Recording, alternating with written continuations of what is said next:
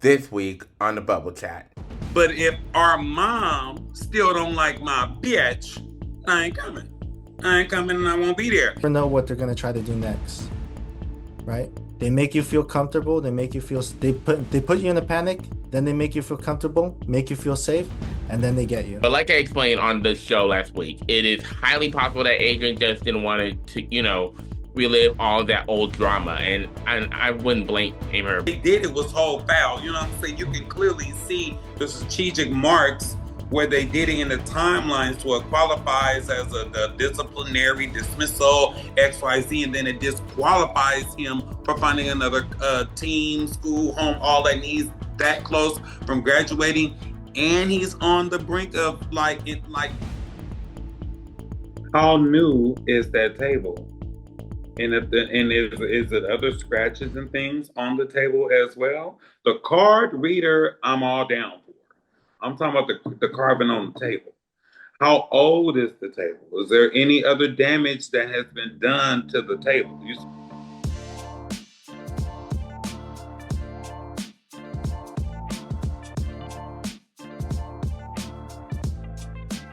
What is up, everyone? Welcome back to the space where we pop to the surface, dive deep, and never leave things up in the air. You are locked in, and this is The Bubble Chat. I am your host, Jawan Johnson, and if you are tuning in today, you have officially made it to the big one. That's right, this is the season finale of The Bubble Chat.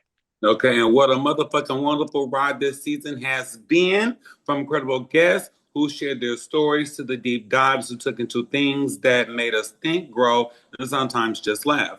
Okay, we have been through it all together, but first and foremost, I have to say a massive thank you to all of you bubblers out there in the hemisphere, whether you've been here since episode 1 of season 1, or you just floated into the bubble recently. Your energy, your listening, and your support means everything to this show. Hey, but look, we're not just here to look back today. We're going out with an absolute bang on today's finale. We're putting out all the stops. And trust, you are gonna want to stick around until the very last second because we have some mighty surprises up our sleeve. So to finish off, commute, tap those headphones in and get adjusted in your chairs. Put that volume just at the sweet spot. Get comfortable because right now we got the season finale of the Bubble Chat starts right now. Oh, Cousin Kev, you new here, so we do this thing. So Wendy Williams had hot topics every day on her show, right? And every day she asked her cast, how you doing? So we say, how you doing? I'm doing pretty well. How you doing? That's right. We up. Alrighty. Well, we've got a lot of tea to spill, so let's get right into it. So we have got to talk about the drama brewing across the pond, or honestly across the coast, depending on where they're landing right now. So Harper Beckham just celebrated her 15th birthday, right? The family was spotted out on Friday having a massive dinner at Sand and Burritos over in West Palm Beach, Florida. By the way, I do hope I'm saying that correct. The whole crew was there. We're talking David, Victoria, Romeo with his girlfriend Kim, and Cruz with his girlfriend Jackie. Literally a full house, except for one very notable absence. Eldest brother Brooklyn Beckham completely skipped out on his little sister's milestone birthday. And the internet immediately started whispering around the rumored family feud.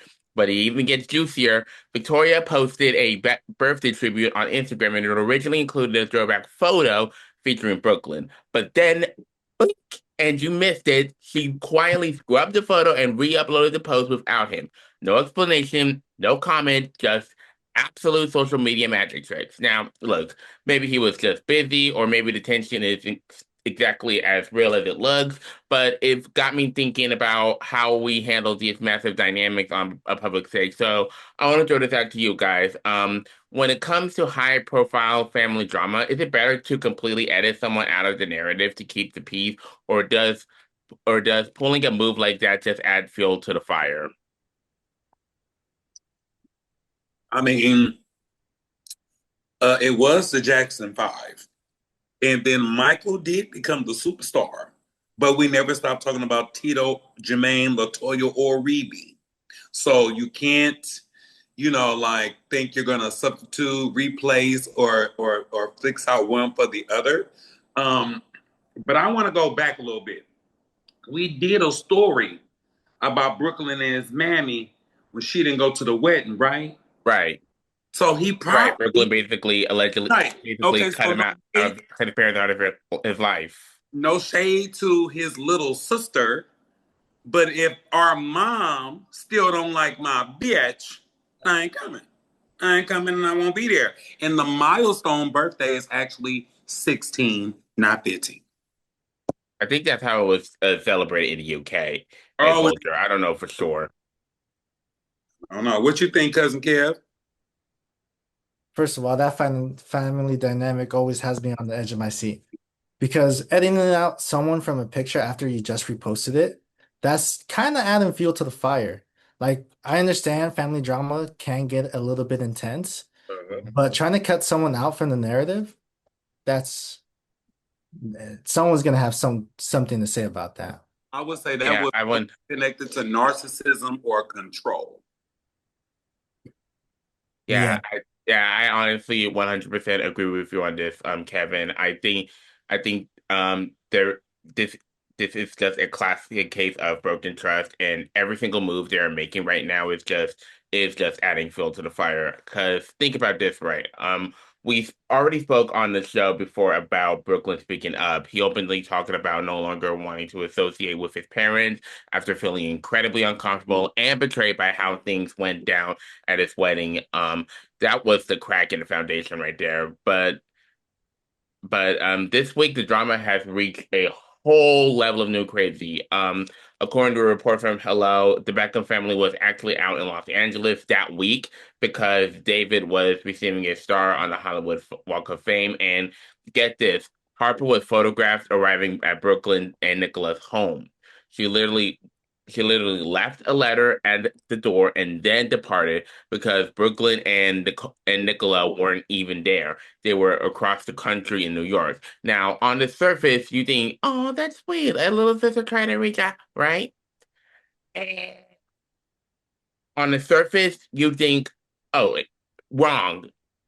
A representative for Brooklyn and Nicola shut down any hope of a recon reconciliation over it. And they straight up came out and said that they believe Harper's little visit was nothing more than a stage photo opportunity set up by the family.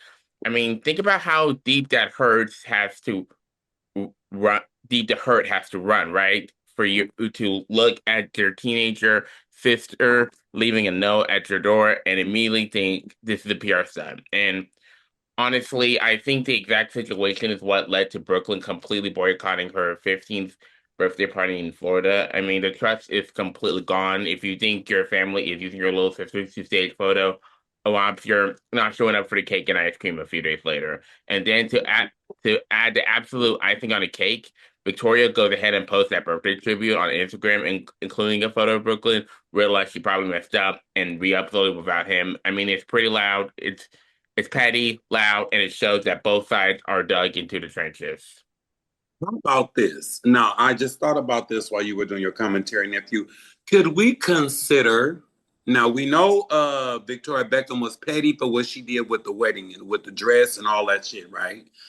But some people wear their emotions on their sleeves, and I'm beginning to think or give Posh Spice, because that's who she really is to us before Yeah, she met that for the man. Spice Girls. I think that Posh Spice actually is a very sensitive, vulnerable woman.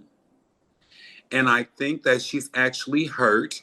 And I think that she's acting out and is just being put on a public forum display. I think they should be, I know they're not British, but they should be the British Kardashians, the Beckhams.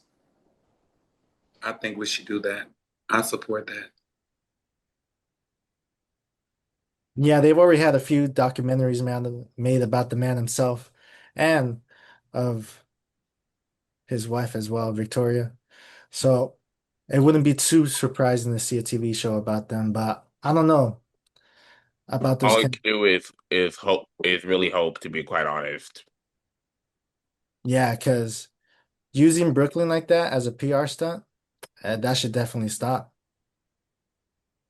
I think, yeah, I think I'm led to believe that Victoria is using the little sibling to get the attention of the older sibling because she fouled out, and I don't think she's big enough or is accountable enough to actually call him and say, "I'm sorry, I love you. Let's try and make this work." Because the oldest child would just be like, "Fuck it, bitch! I've been dealing with you my whole life. I know what you're gonna do." But moving on, what's next on the docket, cousin Kev? Well, next on the docket, CBS News chief correspondent Matt Gutman literally spent his entire career reporting on fraud, investigating criminals, and breaking down scam stories for a living, right? Mhm. He knows the red flags. But just this past Friday, he posted a video on X that literally sent shockwaves through everyone's timeline. Matt revealed that he came terrifyingly close to emptying his entire life savings after falling for a phone scam right in LA. Right? Like, don't you got photo of caller ID or something like that? Because think about that. A little investigative journalist almost got completely wiped out. Accounts drained. He said that he got a call from a woman claiming to be from fraud protection department Mm. at his actual bank, local bank, right? She sounded completely legitimate, right? Knew exactly what to say and told him they suspected the hackers, right? Were actively trying to illegally drain the cash out of his account right at that moment. And technically, they weren't lying. When you're in that high stress situation, sometimes logic goes completely down the window, panic takes over, and just like that, your shit gets took. It just goes to show you these modern scammers are incredibly sophisticated. I know I've gotten a few calls that almost sounded legit myself. Or Yeah. these emails, never click on those emails, guys. Yeah, they aren't just sending poorly spelled emails anymore. They're playing high level psychological games. If someone whose literal job is to spot scams can almost lose everything, any single one of us could. So that leaves me one major question for y'all. To everyone listening today, have you or anyone you ever anyone you know come close to falling for one of these call scams or email scams, right? These high level phone calls. What was the red flag that finally made you hang up the phone?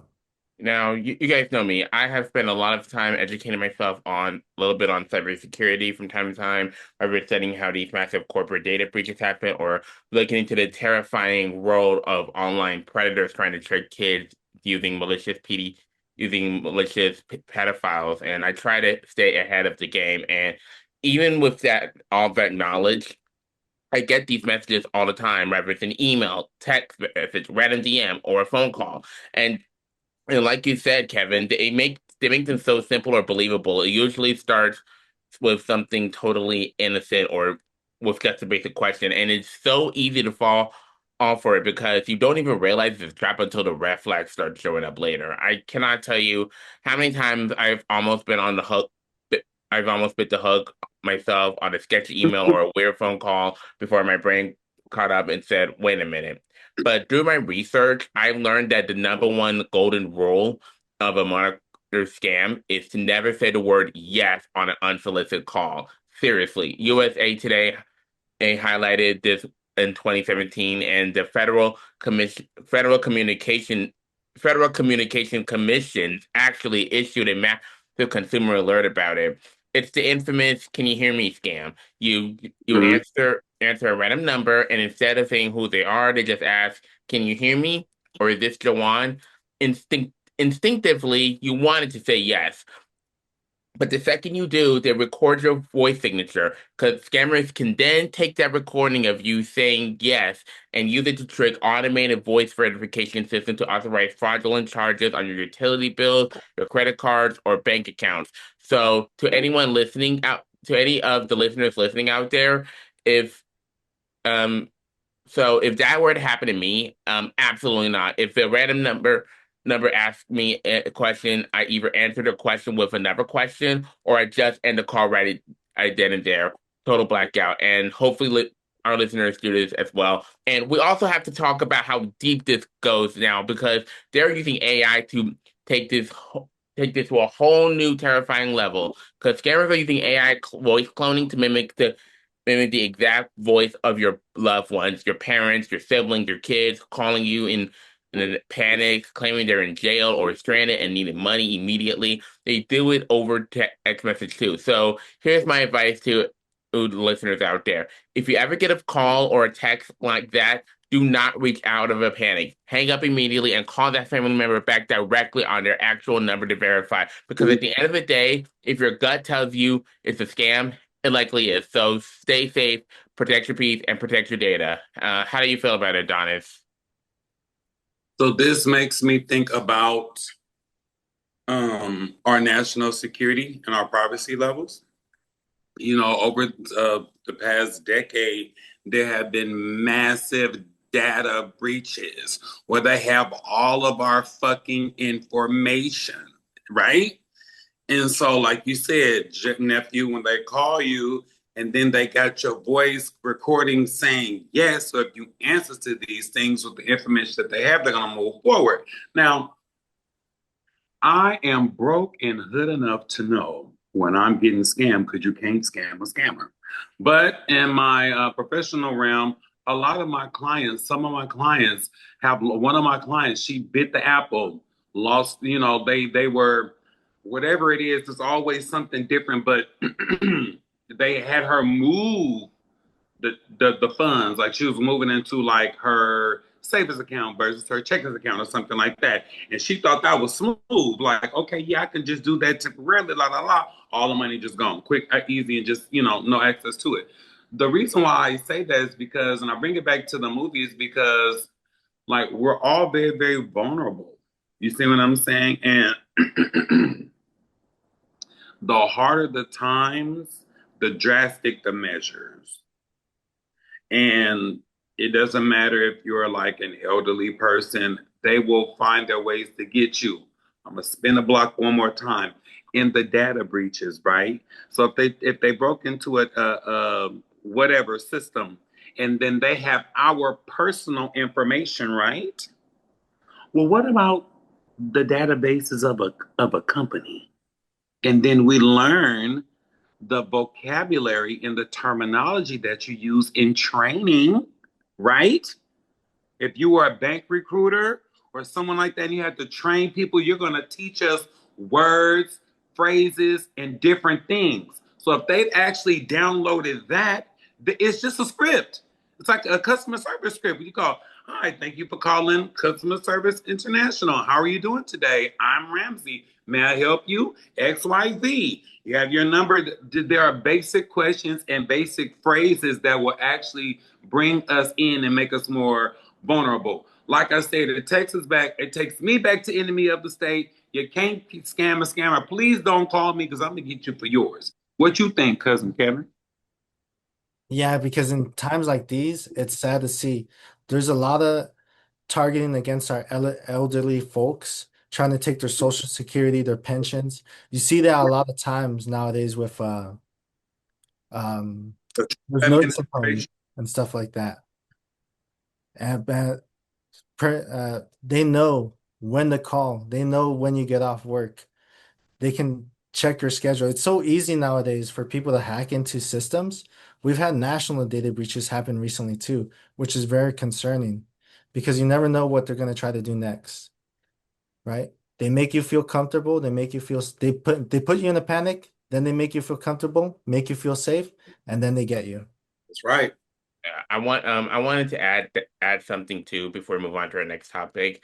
I feel like parents should be having a serious conversation with kids and establish something incredibly simple but potentially life-saving, and that is called a family code word. And a family code word is a specific, predetermined phrase that a child, teenager, or even an adult can use to signal a major emergency or a dangerous situation without alerting the people around him. It is a secret, immediate green light that says, get me out of here right now, no questions asked. Let me give you a little bit of a scenario of why this is so critical. Imagine a teenage girl goes to a sleepover at a friend's house, right? While she's there, she accidentally overhears her friend's dad's dad or someone else in the house planning something terrifying, maybe talking about spiking the food or drinks, or displaying incredibly predatory, dangerous behavior. In that moment, she is trapped. If she calls her parents and says, "Come pick me up, my friend's dad is acting fucking creepy," she risks escalating the situation or putting herself in immediate danger if she is overheard. But if she has a family code word, she can make a totally casual phone call, and she can dial her mom or dad Ain't and no says problem. something like, "Hey, did you pick up those cucumbers for grandma? She really needs them tonight." So, and to anyone listening in the room, it sounds completely boring, ordinary conversation, right? About the groceries. But to the parent on the other end, they instantly know this is the code. My kid is in danger, and I need to drive over there and get her right this second. No hesitation, no delay. And I've actually seen versions on this play out in real world emergencies. If you watch 911 Lone Star, they did an episode directly inspired by real life domestic violence calls in the show where a woman named Kristen Smart is trapped in in her apartment by an abusive ex-partner. From what I know, knowing she can't openly call for help, so she dials 911 and pretends she is calling a local pizza joint to order a delivery, using toppings to secretly answer the dispatcher's questions about whether her abuser has a weapon. The storyline is on a very real, incredibly brave tactic that victims of domestic violence have used to bypass their abusers and alert dispatchers. It's true. So that lesson here is simple. In the moments of extreme panic or danger, you cannot always speak freely, whether it's a bad environment, at a party, a sketchy ride share driver, or a dangerous person in the room. Having the pre-planned undercover phrases keeps the power in your hands. Come on now. Safe box safety. I like that soapbox. That was very, very informative. And if you are in danger, call 911 and say, I need a combination pizza. All right. Next on the docket. Now, listen, you thought the Cheetah Girls and or 3LW drama was over. Oh, bitch, but it ain't. Buckle up because Keely's sister, Tessie, is that what that is? All right. Tessie Williams, see, she ain't nobody's Solange. I'll tell you that right now. Tessie is still tired of those broken promises. Now, if you haven't heard the news, Cheetah Girls, the next gen, is officially set to start production this month out in South Africa. Roar. Okay, Raven Simone, Adrian Balan Holton, and Sabrina Brian. Bryan, excuse me, are all reprising their roles with the exception of Keely Williams. Ooh, and look, while Keely herself hasn't said much, her sister Tessie, once again, nobody Solange, who we know has always been fiercely protective, just went on a rant of absolute rampage on X, slamming the entire cast with snubbing Keely from the new movie. You know, those are her words, not mine. Not nephews and not Kevin. So as far as the snubbing claims go, as Nicki Minaj once said, hang it up, flat screen. And when I say she lashed out all the way, she went motherfucking wild. I mean, she did not hold anything back. Tessie went straight for the juggler of Raven, Adrian, and branding them as a pair, quote, as hateful bitches, the two-faced whores. Then she aimed her fire right at Sabrina Bryan, straight up calling her a pick-me. Just a total squish to earth from the time. Okay, so she didn't stop there either. Bitch kept going. Tessie went on to claim that Keely has long been the easiest person to villainize in the media, dating all the way back to the days of the founders of 3LW. And when we all remember the infamous promiscuous chicken girl fight from back then that broke them up, Tessie wrapped it all up by warning everyone that karma is a motherfucking bitch and it's gonna catch up with your ass. It's a universal exchange. And with the people who she believes who have wronged her sister. Shit. Now, it is loud, it is messy, and it completely shattered the childhood Cheetah Girl Sisters for Life fantasy that we all grew up on. Now, what do you think about this? Let me throw in my 2 cents because I'm totally dated out of the situation. Um, Sometimes, most times, when you're in a group, someone thinks they're bigger than the program. Beyonce was up, there was five, then it went down to four, and then there was three. Ultimately, it was just one.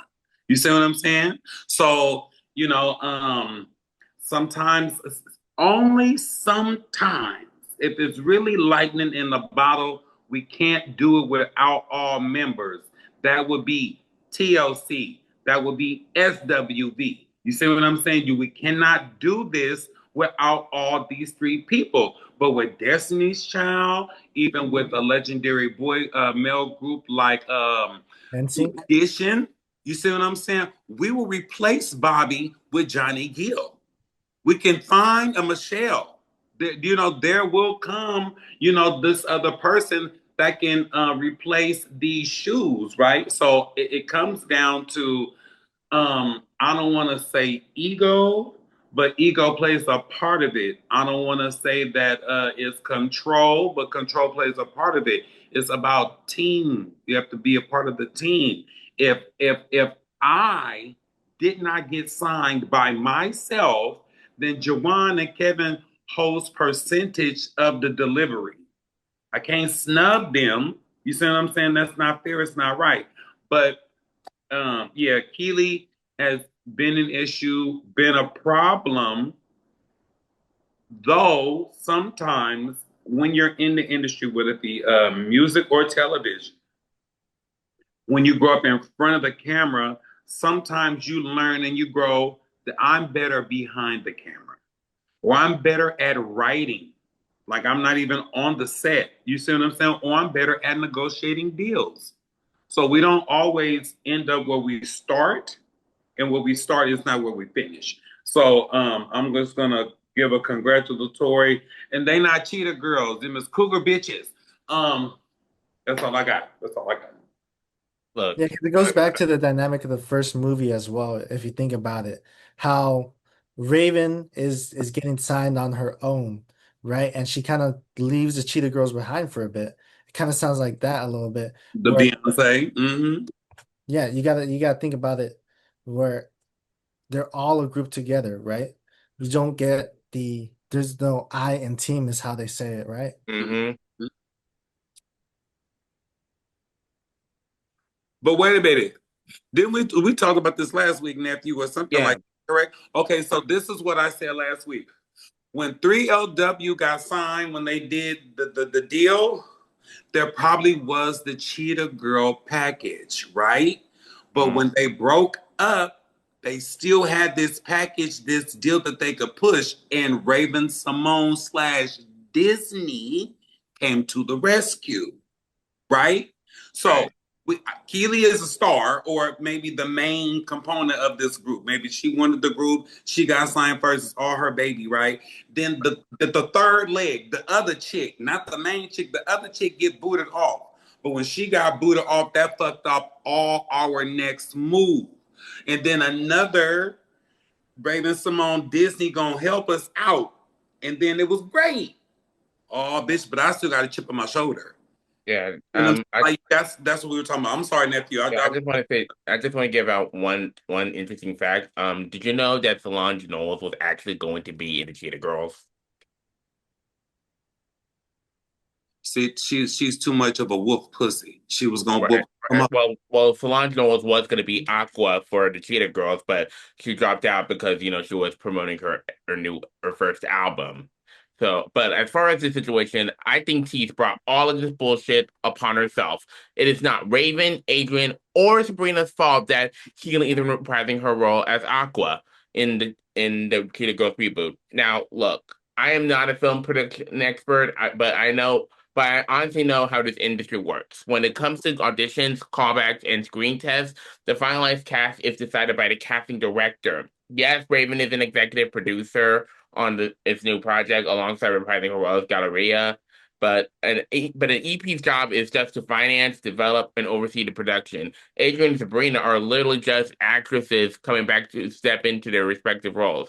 None of them are sitting in a room holding a master remote control, deciding who gets to be in the movie and who doesn't. And look, don't get me wrong, I do understand T's feelings of disappointment. I can respect that. It is completely normal to feel a type of way when your sister was a core part of three massive culture-defining movies. But if I got to be honest with you right now, I truly feel like T's let her own ego take over the keyboard on this one. Because what if there was a possibility that Keely didn't want to be involved with the project herself? I mean, because if we look at it, the history, this isn't her first time doing this. From what I remember, she went on a massive X ran a while back when Adrian and Turin Naughton reunited on the real. Adrian publicly apologized, from what I know, to Naturi for not standing up for her and defending her during Mhm. that infamous chicken KFC incident back in the 3LW days. He jumped online right after that, throwing out claims that the Cheetah Girls only disbanded in the first place because Adrian's private photos were leaked back in the day. Those are Chief's words, not mine. But personally, I don't think leaked images had absolutely anything to do with why the group disbanded. And let's bring a little context into the bubble for a second. Back in 2020, Raven and Keely actually went on Instagram Live and publicly hashed out their differences. Raven explained that she explained to her face that as she felt incredibly excluded during the filming of the original movies. And when the conversation naturally turned to Adrian, Keely made it crystal clear that she had zero interest in repairing that relationship. She explicitly cited Adrian's alleged total absence and lack of phone call after her father passed away. I think there is a possibility that Adrian might be really busy with the real at the time. But like I explained on the show last week, it is highly possible that Adrian just didn't want to relive all that old drama, and I wouldn't blame her because maybe moving forward with the production without that energy in the room is just the best way to go for everyone involved. Now, don't get me wrong, I know plenty of OG fans would love to see Keely back in the Cheetah Girl or reboot, even if it was just a time we can't. And I get it, nostalgia is powerful. But as content creator Impressive said for that to happen, grudges and massive egos have to be set aside because it takes real maturity.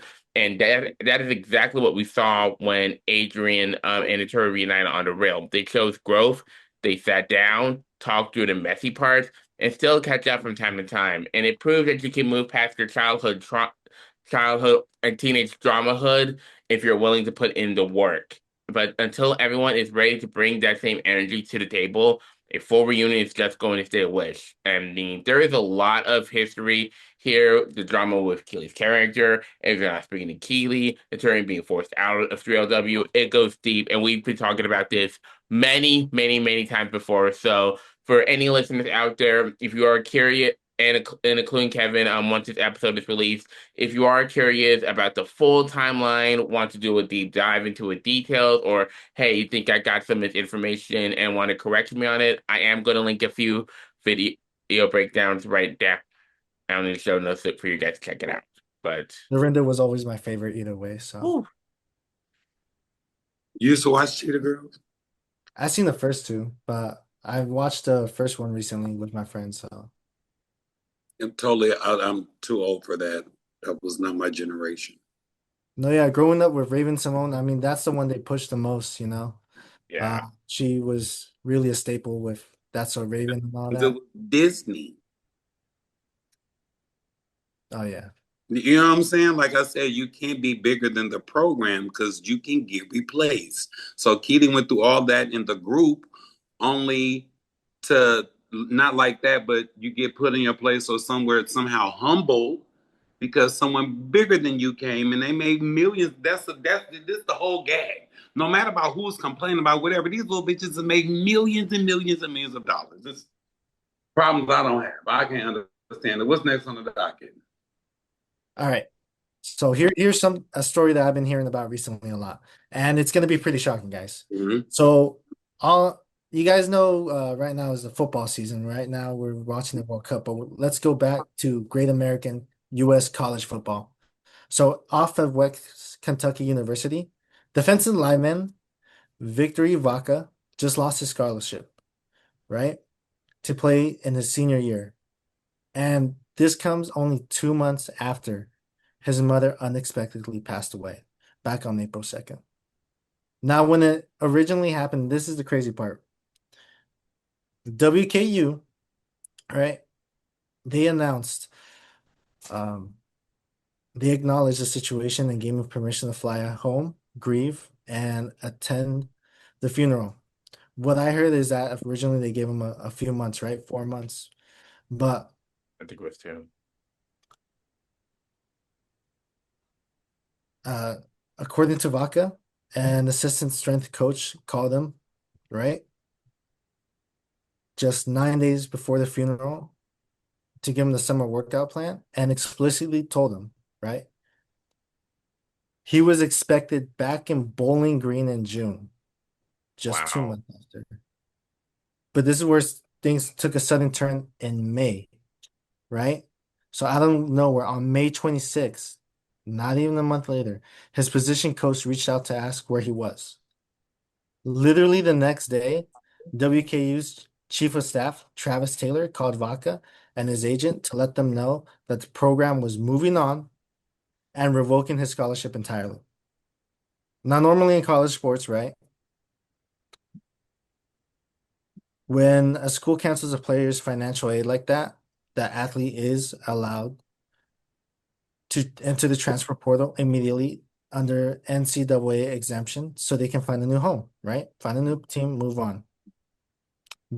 That was Vaca's plan exactly, right? Sounds pretty normal, except they processed his departure as a failure to report because that gets classified as a disciplinary dismissal. It Mm-hmm. completely blocks the NCAA transfer exemption. So he can't find a new team. He can't find a new home now. Mm-hmm. So now he is stuck one semester away from graduation with multiple schools wanting to sign him, but he is completely locked out from playing his final season in college football. What do you guys think about that madness? To say that I am completely disgusted and outraged by this situation would be a massive understatement. The way the program handled Victory's grieving process is absolutely reprehensible, to say the least. And let me tell you why this hits a very personal nerve for me. As someone who survived the brutal reality of college tuition hikes, who literally lost my Pell Grant eligibility in my fourth year, along with since they counted my transfer years along with a scholarship just because I hit a certain age threshold, specifically 25. I know what it's like to be at the mercy of a broken system. And I had to take out student loans just to cover the rest of my college expenses. Thankfully, those student loans have been waived. So, but I know how stressful it is when institutions treat you like a number on a spreadsheet. But this right here is a whole nother different level of cruel. So when it comes to grieving a loved one and planning a bereavement, that process should never be rushed, and it should damn sure never be scheduled for you by a football coach, especially not for a college student, because Victory was dealing with the sudden, unexpected loss of his mother. He had to arrange a funeral, help his family handle the estate, be there for his family, and honestly just trying to find a way to heal whatever it is that's heading to therapy or just processing the trauma. He lost his mom at a young age, and that is a massive, heavy burden to bear. So for a position coach to start questioning his absence in May, only a month after his mom passed away and right after he laid her to rest feels like a sick attempt to control a young man's grieving process. Slapping a failure report tag on his bereavement leave is nasty and shitty work, and it should have never been allowed to happen. It just exposes a massive, massive issue. College administrations, I feel like, need to stop getting greedy with their money and continuously hiking, and they also need to stop continuously hiking up tuition. It is already hard out here for regular students who are forced to decide every single day whether to buy a required textbook, get something to eat, have a little entertainment, or pay their dorm fee. Because financial aid is getting trickier and more complicated by the day under our current administration, leaving students stranded. Victory is from what I can tell, one semester away from graduating, from what I know. I don't know for sure. And instead of showing basic human empathy, the system locked him out. It's greedy, heartless, and we need to call it exactly what it is. Okay, before you say something, cousin Kevin, I know this your first time at Uncle Ramsey's house on the podcast. This is the bubble chat, okay? Like you probably heard in nephew's testimony, he's a college graduate. This is actually his podcast. He went to school for broadcasting and other things and such, And right? theater. Right. Okay. So he be on his soapbox when it comes to education. He's very, very passionate about it. Now, I don't want to run you away. You know, I just want to level the field. Nephew be on his shit about education. He recently graduated from college. That's all. Just last year. Mhm. That's awesome, dude. I'm so Thank happy. you. Yeah. Yeah, because college is definitely a struggle, applying, going to all your classes, and sometimes you don't even get financial aid. And that's a sad reality. And the fact that he had his opportunity to do that for most of his college career and just to suddenly take it away when he's about to make the biggest transfer, right? He could go pro. Mhm. And just to not even give him time to grieve, that's something that you would think, these colleges, these schools, they claim to care about their players, care about the care about the community, but this goes to show that they can't even let one person like be human, feel pain. And that's a sad reality. That's right. I'm gonna put it out in a universe. There is a team, there is an NFL player, there is a coach, there is a drafter. There's probably a business that probably wanted to brand and work with Victory Vodka. And I'm sure they will pull through and come in on the clutch and because he's only one semester from graduating. Now, the sad part about it is how they did the code switch. Told the little nigga, go ahead, go home. Go ahead, take your time. Just come back by June. Then they set him up and have motherfuckers calling him, asking where he at, probably confirming he's at home, he's not here, right? You see what I'm Hey, saying? that Like was fucked up, to be that, honest. the way they did it was whole foul. You know what I'm saying? You can Mhm. clearly see the strategic marks where they did it in the timelines to it qualifies as the disciplinary dismissal XYZ, and then it disqualifies him for finding another team, school, home, all that. And he's that close from graduating, and he's on the brink of that's like he's going through like mental and emotional warfare. Mhm. So unfair to him. You see what I'm saying? That's a dog shitty ass situation to be in. But like I said, I'm putting into the universe. There is a team, like a professional NFL team. There is a player. There is a coach. There is a agent. There is a drafter. There is probably a product out there that wants to work with him that can come through in the clutch and help him go ahead and get past this chapter in life and move forward and accomplish many, many more values. That is so, so, so scandalous. And I looked him up. I knew the last name Baca. I knew he wasn't this or that. You see what I'm saying? He like Tongan or Samoan. You know what I'm saying? Like, go and let him be the football rock. Let these kids dream their dreams and live their lives. But not from the playing field. We're going to go to the playground, but it's going to be inside of a restaurant. We're talking about the bringing things right back home to the Bay Area, and that's a shame because shit about to get gully. Okay. Because a massive internet debate just kicked off right in our backyard over in Foster City. We have to talk about a Chinese restaurant that went completely viral last week over a screenshot of their menu policy that was posted on X, raking up over 1 million views. And let me tell you, it has people absolutely divided. The restaurant implemented a strict policy a few months ago to curb what they call unruly child incidents. And they did not stutter when they wrote it. The menu explicitly says, excuse me, that it is a family friendly restaurant. However, we are not a playground or a motherfucking Chuck E. Cheese for that matter, okay? They made it very clear that parents need to make sure their children remain seated at all times, keep their volumes down, and respect fellow guests and the overall dining environment. But what really got the internet taking it all in isn't just the ideal threats. They're actually putting in receipts right there on the menu. They listed exact examples of damages they have fined parents for. Now, back in 25 in April, a customer's child picked up a credit card machine and dropped it on the ground, completely shattered the screen. The restaurant held the parents financially liable and charged them exactly $327.03 for the damage. Then in December of last year, a parent was hit with a $109.38 bill after a child took a dining utensil and literally carved drawing into the wooden table. Now, when you are eating out, is it fair game for a restaurant to fine parents for the damages for their kids, for the things that their kids cause, or is it just crossing the line for a business that claims to be family friendly?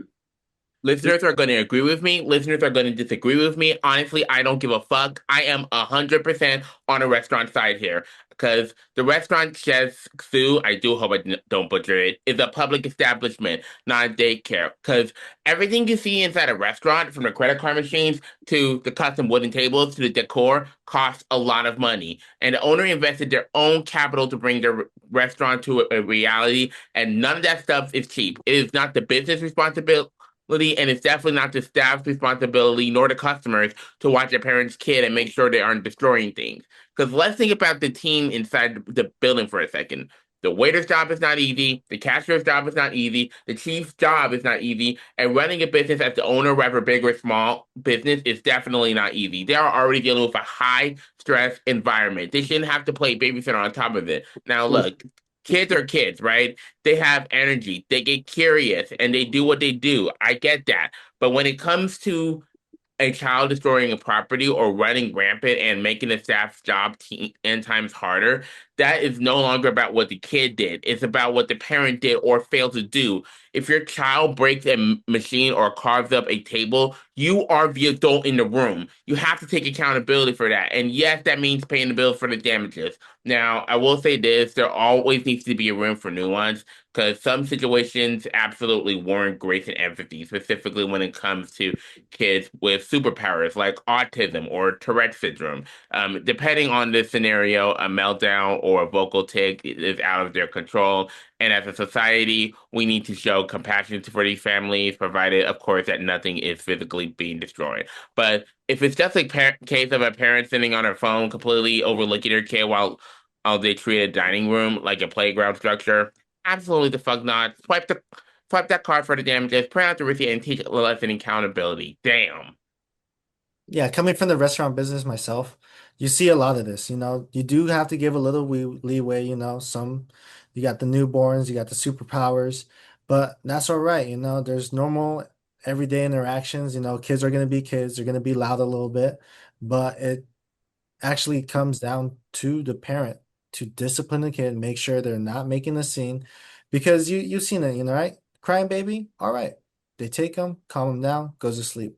But then you got the toddlers running around the restaurant, drawing on the walls, drawing in the booths, and that just can't happen. I'm glad someone's actually making to a stand up.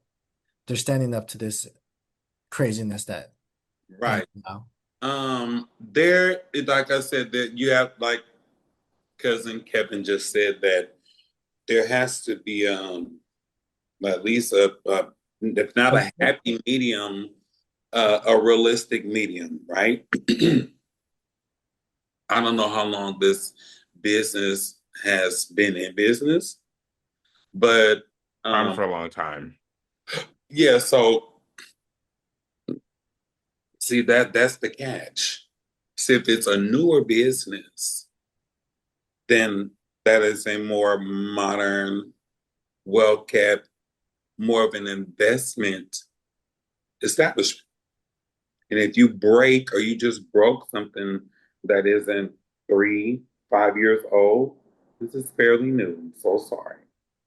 But if you've been in business, let's say 20 years, how new is that table? And is it other scratches and things on the table as well? The card reader, I'm all down for. I'm talking about the carbon on the table. How old is the table? Is there any other damage that has been done to the table? You see what I'm saying? Yes, parents need to rear their children and have them acting appropriately and all those things. But as far as the surface of that table, because the parent and I'm looking at the condition or the state of the table. Now, if the table was modern, no problem. Yeah, break bread. But if it's like an old wooden kind of table, like think of like a I don't want to say Red Lobster, but a Black Bear or like a Carol's or like a Denny's. You see what I'm saying? Like these establishments are old, and like if we could afford to get some new tables and some chairs and bar stools and stuff like that, then I think they overreached to charge for the table, but the card reader, yes, most definitely.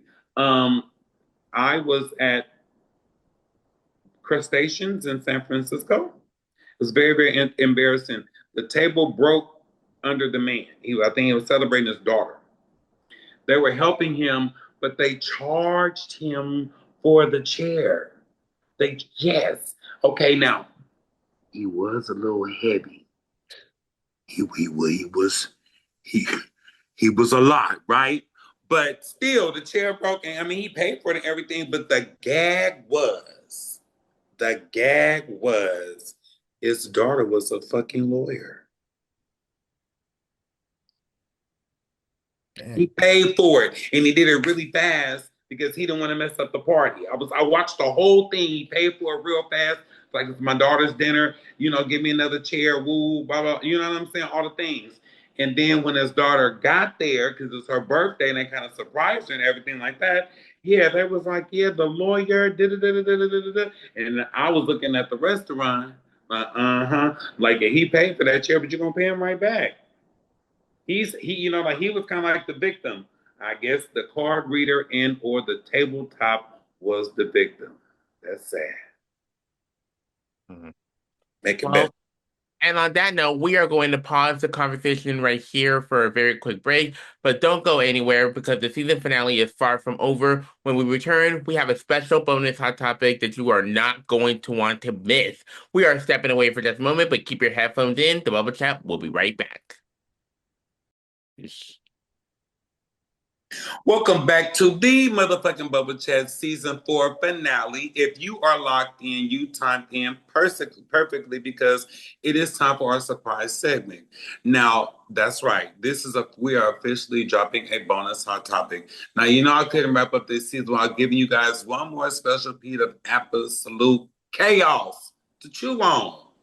No, marinate, and digest. This is a topic that completely took over my timeline during the break, and we have to pop that bubble on the surface or get deep down into it, okay? Because I've been ready to talk about it. Now, we're talking about what's going down with the iconic rapper TV host Big Tigger and his wife Alicia Brown. She is officially speaking out publicly for the very first time following her recent shocking arrest over kidnapping accusations. And from the looks of it, she playing ball with the police. A close source says Alicia actually reached out to TMZ and dropped an official statement. And they said Alicia is collaborating with her legal team to address the recent allegations. She remains optimistic and is handling the current charges as she works with her legal team and cooperates with authorities. Now, the statement wrapped up pretty bluntly. Making it clear that she won't be providing any further personal comments about the arrest itself. Now, this is what the fuck I think. Now, what had happened was see, Alicia can be trusted. Okay, so Alicia has 5 children. I think 4 baby daddies. And here, no, never mind. That's between her coochie lips and the man's genital parts. But what had happened was one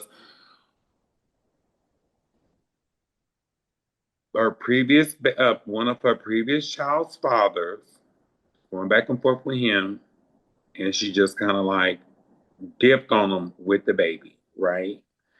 I mean, like when I say dipped, they moved to another state. She changed the baby's name. That's the biggest part here. It's not that she just left with the baby and went out of state and tried to, whether live a good life with or without him, away from him, he was a harm or a distraction to them. It does not matter. That's still never mind. She changed little girl name. That's what happened. And when she's out of state, she let other people like register and have the address, and like they were the providers and not necessarily her. Right? Okay. And then you got married, and then your name changed. You see what I'm saying? Like she was playing this is a lifetime story going reality, right? Okay, and then she ended up meeting Tigger, marrying him, and having a baby. Now the little girl is no longer a little girl. I believe in less than 120 days, this young lady is going to be 18. Been gone since she was like 7. Do you understand the pain the father's going through? So when the story came out with her and Tigger having their problem, and their problem was this. Tigger's supposed to be banging the co-host on his radio show, right? And so, a woman's tuition, she didn't follow her gut, deal with her mindset, and let her thumbs go crazy in this man's phone. Now, she got the phone. He wanted to get the phone, right? Now, he never intentionally hurt her, but he was trying to get his property back. The video footage that we have is her oldest son, the one that's younger than the daughter, has been gone for 10 years, right? He got the camera. Stop, Mr. Tigger. Get off of her, Mr. Tigger. Now, Tigger is not, he's not hurting her. He's not touching her. He's just asking her, give me the phone. But she looked like she is under a body pack, a man pal, about 20 deep on the 50th yard line, right? Okay. So then she, after that altercation, whatever had happened, he never hit her. But in all of her trying to get his phone and keep his phone and not return his phone. So she had turned some corners in the house and hit some doors and fell down some stairs and, running away and flipped over. And so all the shit that happened to her, it was self-inflicted, right? There's no proof that he did any of these things to her. So then she posted the video, all bruised up, stitched up, toe up, and everything. Got him looking bad. Now, since the footage came out, he didn't hurt her. But with all this hoopla going on, he done got fired. They done fired his ass. He ain't got a job no more, right? Okay, that's that. And so then the the oldest daughter's father, he jumped on the line. I've been looking for this bitch forever. Where my daughter at? So then that opened up the case that she had from 10 years ago, 11 years back, when she ran off with their daughter. She been had a warrant. Been going through this, been going through that, blah, blah, blah, XYZ. So then that's what we call like the boomerang effect. That is karma, that's universal energy. Now it's coming back to get your ass, right? So then, now while Tigger getting ran down to the gutter over her implying or insinuating that he may have done this to her because she said, ask Tigger what happened to my face. Then that blew up his whole spot, right? The video came out, he get fired. Now, in all of that, like I said, the other baby daddy come out talking about, wait a minute, where's my daughter? Been looking at you for 11 years. And now, then she finds out a bitch got a warrant. Okay. And then now she's not a super celebrity like that, but she was connected enough that they told her, bitch, the people coming to get your ass. So she had jumped in the car and was trying to escape and evade the whole situation on some gangster bullshit. And then they arrested her. And now she has to go through her due process in the courts. I hope that Tigger can be vindicated and redeemed to some capacity that he can have a job. Don't nobody want a broke black man out here, okay? So that's what had happened. That's the full scope. It ain't tea no more. It's hot grease. And we frying fish, not chicken and pork, baby. It got to be hot. Get this shit nice and crisp. and we're gonna eat it with some Crystal's hot sauce or tapatía. Tapatio and probably some popcorn because the way you make it sounds like a movie. Man, okay, look, with a little I'm planning bit. to make the popcorn tonight. Are you? Mm-hmm. Okay, so look. And with that, my friends, it is a wrap. This is a finale edition of season 4 of the Bubble Chat. I want to make one last moment to make a massive, let me stop that. I want to take one last moment to say a massive heartfelt thank you to every single one of you, especially to all the co-panelists throughout the season. I'm talking about Jazz and Fakina, Niece Chastity. We had Canary, we got cousin Kevin. I mean, we have had a slew and a plethora of co-hosts, and we love, adore, and appreciate every last one of you. You guys are all welcome to come back. We wish you much success and love. But back to our bubblers, okay? Thank you for tuning in this week, every week, and all weeks, engaging with the show, for sharing your thoughts and your comments, for being the absolute best podcast community in these motherfucking internet streets, okay? This show is nothing without your energy, and I am incredibly grateful for the space that we have built together this season. We're going to take a quick summer recess. Ain't going to be nothing but about 10 days, 12 max, okay? So mark your calendars, set your reminders right now. The motherfucking Bubble Chat will be back with a brand new season on Monday, August 31st. Until then, take care of yourself, each other, stay safe, keep popping the surface, and protect your peace. I am your host, Adonis motherfucking Concierge, and we will see you next time on the 5th season of the Bubble Chat. Take care, everyone. See you in season 5. Keep it popping. Take care, Bubble Chat.